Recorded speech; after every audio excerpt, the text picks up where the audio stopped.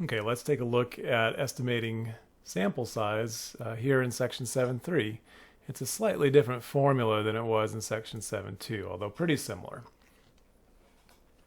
So let's say now your boss wants you to estimate the average weight of the employees at your company. And your boss says, I want to know, so he wants to know the average weight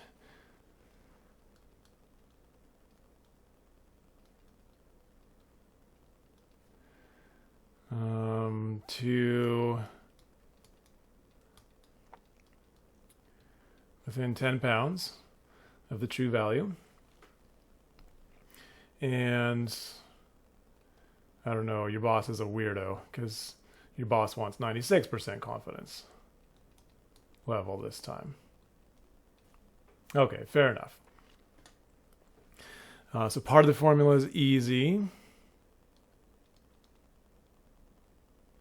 That E on the bottom, within 10 pounds, so 10. And keep in mind this is not percentage, so there's no moving of decimal point. It's just the margin of error is 10, but 10 there. There's two other things that we need on the top, and then notice the whole thing gets squared. One thing we need on the top is this sigma symbol right here. This is the symbol for population standard deviation. That's not a typical thing to know. Maybe you can go out there and you can find some U.S. health census data. It tells you that the population standard deviation of people's weights is like 56 pounds. And if that's great, if you have that, great, go ahead and use it. And we'll talk about what to do if you don't have that in a second.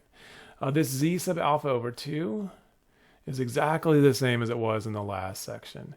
It's still saying, hey, how far out do you have to go to hit one tail? So let's draw a little picture again. There it is. We're trying to cover 96% of the curve. 96, which means we're leaving out 4% total. So between that and that is 4%. And of course, half of that goes on each side because it's symmetric. So 2%, 2%. We want to know that particular cutoff. So when we grab stat disk, we need to tell it 2% of the area to get this number right here. So let's do stat disk. And let's say cumulative area to the left is 2%, just 2%. Evaluate, that's negative 2.05.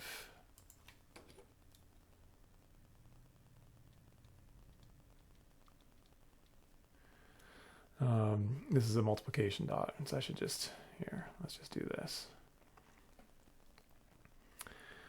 Notice again that there's squaring going on here. So ultimately, this whole number is going to be positive when I get done. So when I grab my calculator, I am going to not even worry about that negative sign on the 2.05. I'm just going to say 2.05 times 56 divided by 10, and then square the whole thing.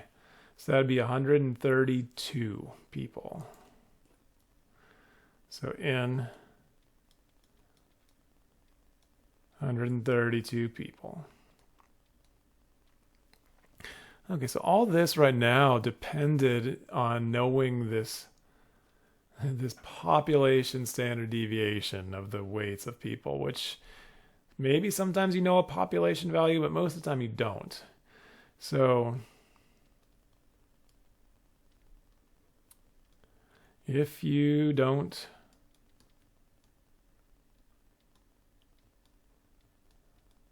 know sigma,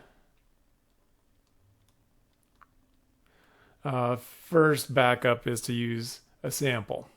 This is sample standard deviation. Here, I'll just write it out. Use sample standard deviation. That's not really as good as population standard deviation. It's not as accurate, but if that's all you've got, you can work with it. And if you don't have that,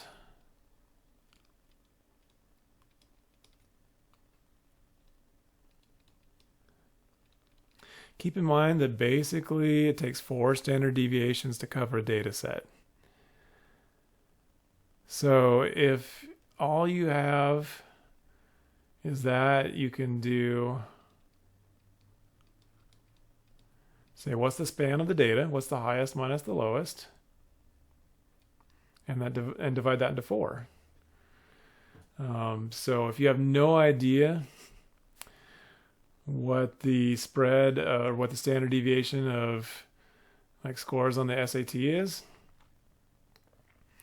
you could sort of estimate, hey, the highest possible value is 1800, the lowest possible value is 400. I mean, I guess technically you can get a 0, but if you just sign your name and don't do anything else, you get 400. So let's use that.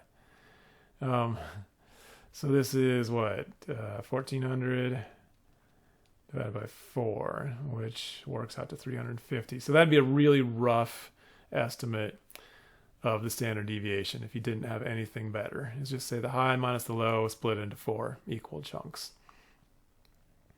Okay, that's it for sample size, and in the next video we'll look at one homework example.